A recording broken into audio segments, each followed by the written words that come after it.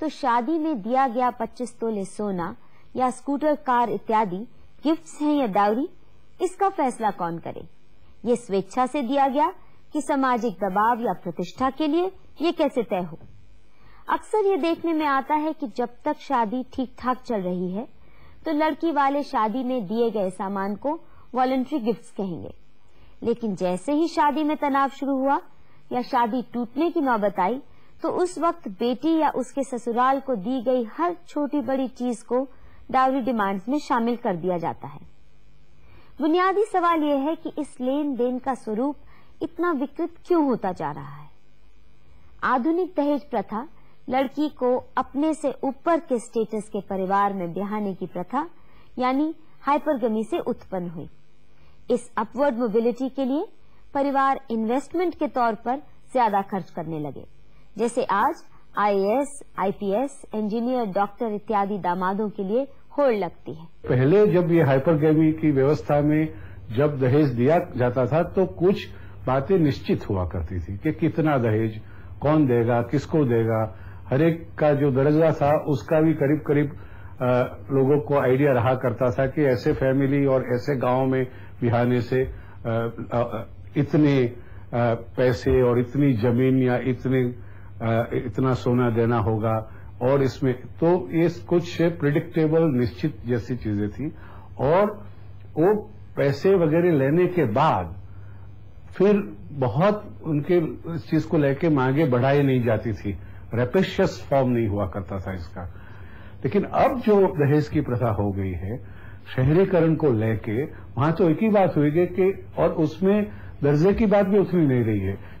तो कई लोग फैले हुए, कई शहरों में है, कई गांवों में है, और इश्तिहार देके रिश्ता बनता है अखबारों से वगैरह करके, तो कोई कुछ भी मांग सकता है। बहुत रेप्रेशियस वो हो गया है और उसकी कोई मॉनिटरिंग और समाज का नियंत्रण इस पे नहीं रहा है।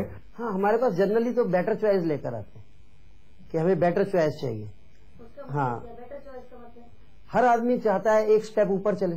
अगर उसके घर में एक गाड़ी है तो चाहता है 2 गाड़ी वाले से रिश्ता हो जाए, एक कोठी है तो 4 वाली से रिश्ता हो जाए। जिसकी जड़ है जाति प्रथा में कि जाति में ही ब्याहना है और अरेंज मैरिज ही करना है, और फिर लड़का कोई भी हो, फैमिली कोई भी हो, कहाँ रहता है तो उनको पैसे देके ये बात निपटा लेनी है और लड़की को कहीं कैसे भी किसी के धकेल के दे देना है।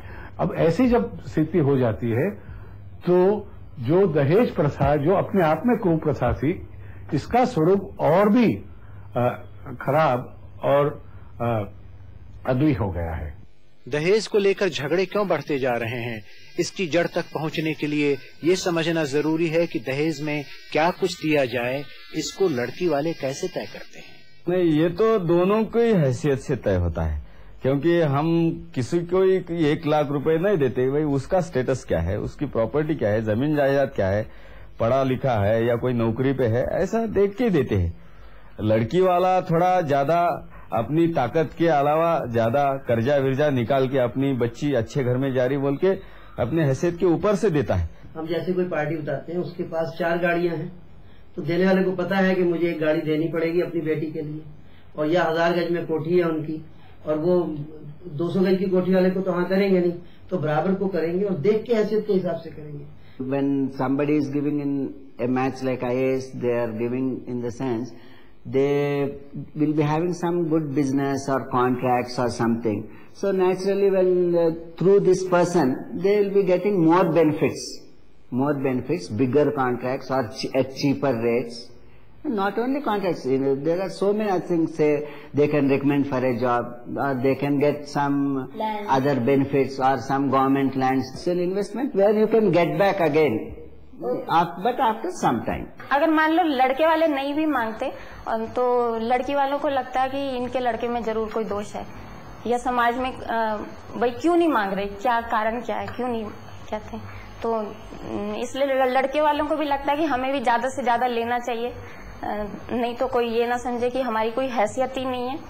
चूँकि लड़की वाले लड़के वालों के स्टेटस को तोल कर दहेज देते हैं, इसलिए थोड़ा दिया गया दहेज लड़के वालों के लिए मानो लो स्टेटस का सर्टिफिकेट बन जाता है। इसीलिए दहेज लालच से ज्यादा इज्जत मान का सवाल बन गया है।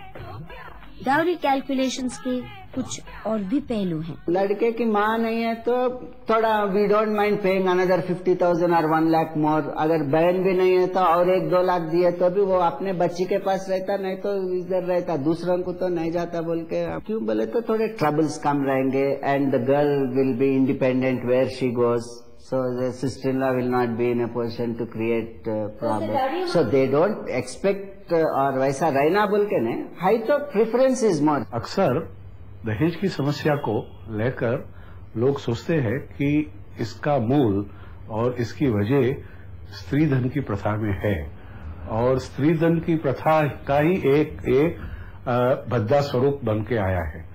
मुझे लगता है कि ये सोच गलत है। स्त्री धन अपनी जगह एक बहुत पुरानी प्रथा है और सदियों तक वो चलती रही है। उसकी वजह ये है कि उस व्यवस्था में स्त्री को वासा का अधिकार नहीं था, तो संपत्ति का अधिकार नहीं था, तो उनकी अपनी व्यवस्था के लिए उनकी अपनी कुछ हैसियत बनी रहे, उनके अपने कुछ धार्मिक और इतर कार्य चलते रहे, उनके लिए ये स्त्री धन की व्यवस्था और प्रथा बनी हुई थी।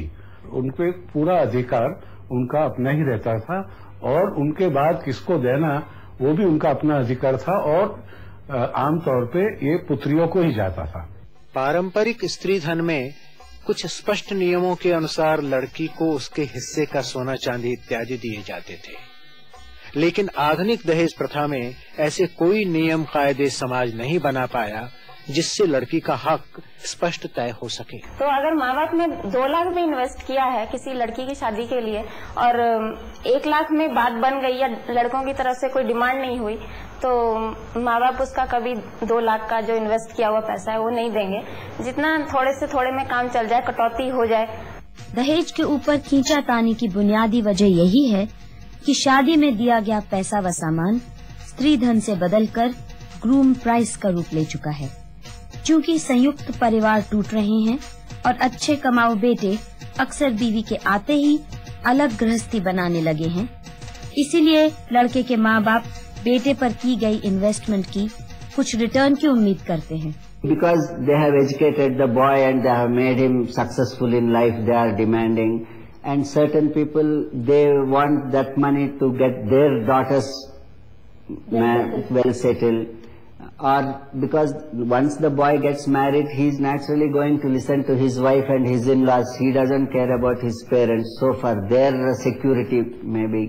And certain people, they are very, very calculative. They make a good calculation and say, till now we have spent this much for the boy's education, for his medicine, so let us take this much. इस बात का समाज में बहुत शोर है कि दहेज की मात्रा कुछ ज्यादा ही बढ़ती जा रही है। डाउरी इन्फ्लेशन का अंदाजा लगाने के लिए हमने कुछ सामान्य परिवारों की 3 पीढ़ियों के दहेज का ब्यौरा लिया। एक उदाहरण आपके सामने पेश है। सुखविंदर जी पंजाब के खाते पीते किसान परिवार से हैं। इनके पति भी खेती करते हैं। 1967 में सुखविंदर जी की जब शादी हुई तब उनका दहेज इस प्रकार था। मेरे करीबन 25 तोला सोना था, उसमें फर्नीचर था, सोफा सेट था, ड्रेसिंग टेबल था, डाइनिंग चेयर थे, डाइनिंग टेबल थी, फिर उसमें बर्तन थे, डिनर सेट भी थे, टी सेट वगैरह सारा कुछ था, प्रेशर कुकर था और ये सारा कुछ तभी था।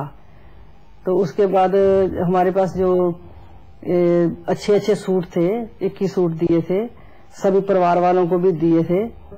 बिस्तर थे, बिस्तर की 2 पेटियां थी, 11 बिस्तर थे। जब शगन लगता है तो कड़ा दिया, 500 रुपया दिया और विदायगी भी देते थे। तभी 4,000 रुपया, जैसे 4-5 हजार ऐसे। मेरा